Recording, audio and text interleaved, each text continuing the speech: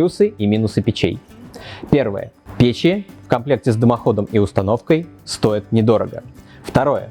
Печи бывают разных размеров, форм и цвета. У печи камина может быть стекло, через которое вы будете видеть красивый огонь. Минусы печей. Первое. Вы всегда будете видеть дымоход, который будет частично портить внешний дизайн. Второе. Печи-камины имеют дизайн, заданный производителем. Третье. Печи-камины, как правило, имеют небольшой размер.